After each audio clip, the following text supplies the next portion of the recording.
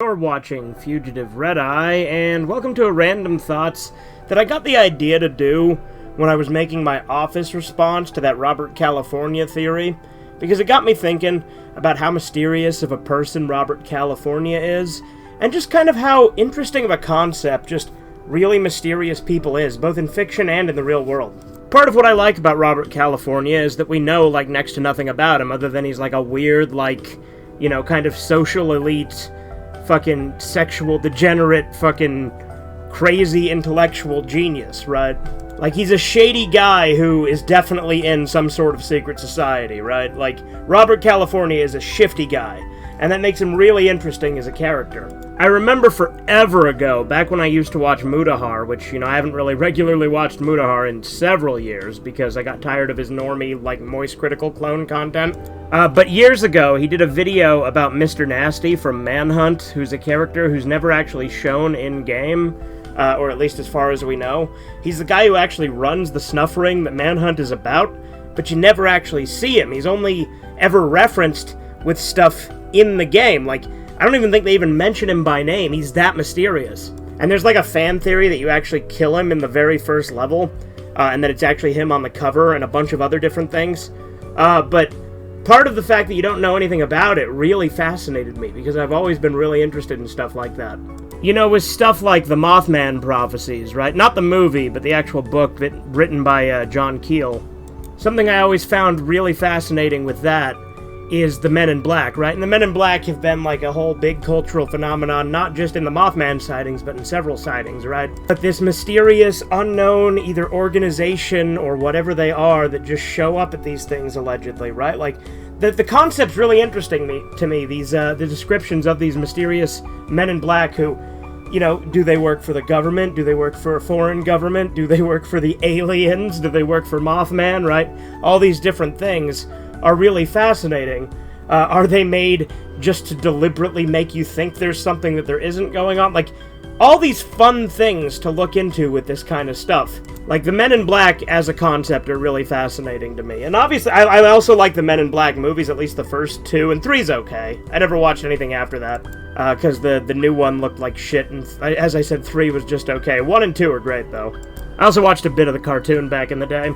But, you know, on a more morbid note, right, there's ones like serial killers that were never caught that are fascinating, like a morbid curiosity that I think a lot of us have, obviously. You know, figures like the Zodiac Killer, Jack the Ripper, the Phantom Killer, which reminds me, next movie recap, I gotta mention that I watched the 2014 Town That Dreaded Sundown, because I forgot to mention that in the last one, because I watched it right before I did the last movie recap.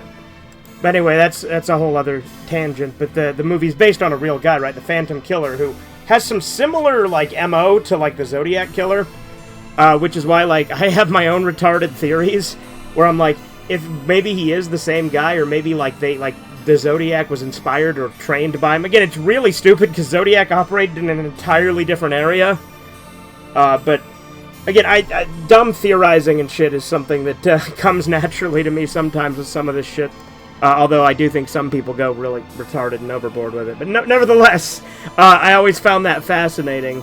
You know, again, Jack the Ripper, when they tried to say, like, a while back, like, I think it was, like, last year, they tried to claim, or maybe it was the beginning of this year, one of the two, they tried to claim that they had proven who Jack the Ripper was, and as I thought, no, they haven't. Nobody knows who Jack the Ripper was still. And you know what? They probably never will. Because you can't go back, and no matter how much evidence you supposedly find, you're not going to figure it out, because it was so fucking long ago. But also, like, you know, and there's kind of a twisted sense to it, where it's like, when there are these mysteries, like, part of the fun is trying to solve them, right? And I'm not saying it's our job to solve them. Like, I'm not just talking real-world mysteries. I'm also talking, like, with media and weird things. Like, I'm not just talking, like, fucked up morbid shit, because obviously that, if you get too obsessed with the mystery on that, you can go down some pretty dark rabbit holes, right?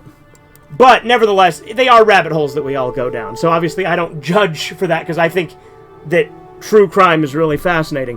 But there is sort of a morbid sense where you almost don't want them to be solved, because the mystery is part of what makes it so fucking interesting. Like, you want it to be solved more than anything, But I think there's also a part in the back of your head that doesn't want it to be solved, right?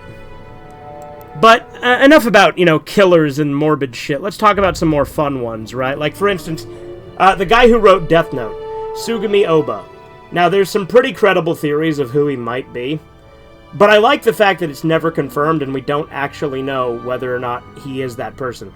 Whoever wrote Death Note is still technically a mystery, and I like to think that we actually don't know who it is, and that guy is just one likely person who actually isn't him.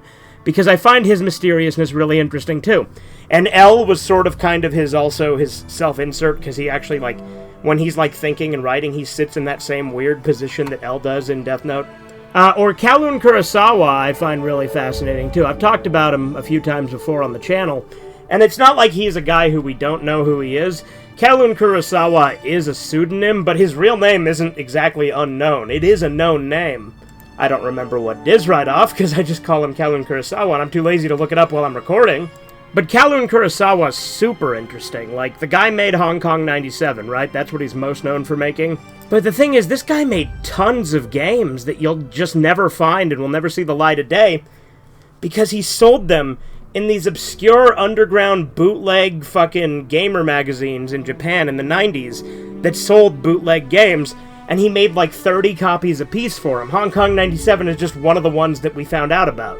He also made that Aum Shinrikyo game, the one about, the Aum Shinrikyo cult. A lot of people mistakenly think that the cult made, even though it was Kowloon Kurosawa. And I remember Wendigoon, in his video, tried to say that maybe Kowloon Kurosawa had some connection to the cult, which was retarded, because if you know anything about it, that game is, super derogatory towards Shoko Asahara, the leader of the cult, and has him, fat and in a bathtub with a tiny dick. So it just doesn't make any sense when people assume, oh yeah, it was actually connected to the cult. No, it was made to mock them. Which, by the way, those cults are the ones who did the gas attacks on the Japanese subways. But Kowloon Kurosawa is really interesting, because he doesn't really live in Japan. He just kind of travels around East Asia and, writes his magazine, Six Samana, which is not translated, so I haven't read any of it. But I assume it actually is continuing on a lot of the shit he used to do in his old books and, tabloids, where he'd follow people around and just write stuff about interesting people that are, sort of on the underbelly of society and nobody knows about. He's written about some fucked up people. And I haven't really read a lot of them. I do actually own 2 of his books, but they are, of course, in Japanese.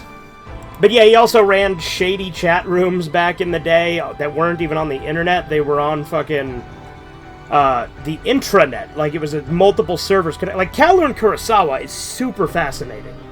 He's such a weird and interesting guy. There's so little known about him as a person. And I would highly recommend checking out Ultra Healthy Video Game Nerd's videos on him, because he even interviewed him and did a whole series on Hong Kong 97.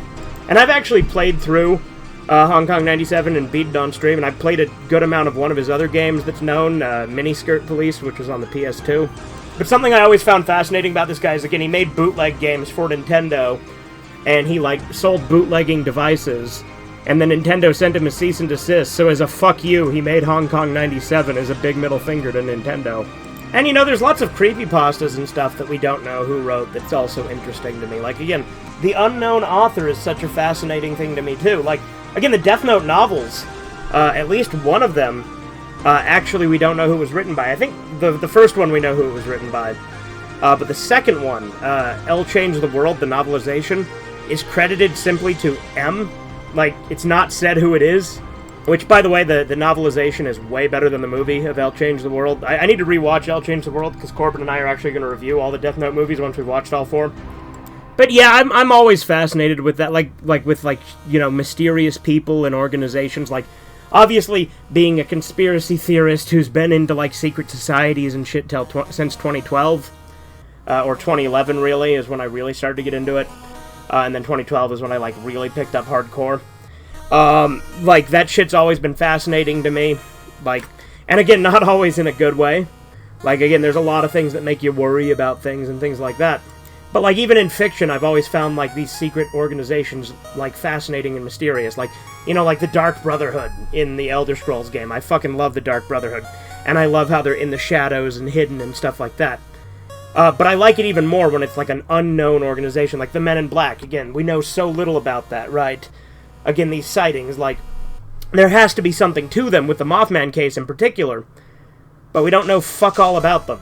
And I find that really fascinating. Like, mysteries in general are fascinating to me. And I kind of tried to do something like that on my own with my channel lore forever ago with this character called The Master, who I actually made secret videos that you used to be able to get to through annotations before YouTube took them away. They were really simple, like ARG type stuff, where they were called, like, Message from the Master. I think I actually only ended up making one of them, but we have references to the Master in Sergeant Friends, you know, the one where me and Corbin have the fake argument. I also just find, like, really obscure authors and stuff interesting because there's little known about them, like Uzi Gawaita, the guy who wrote, like, Maichan's Daily Life. Like, you can find so little about him online, at least in the US. And I also find it interesting with these obscure authors when they have, like, no online presence. That's always fascinating, although Uzi Gawaita actually does have a mild online presence, but he's not, like, really active on it. But anyway, I think you guys get the point. I find mystery really interesting, and this is just a really long-winded way of saying that, so I hope you guys enjoyed. Have a good one. Toodles. What are you doing? Subscribe to Fugitive Red Eye.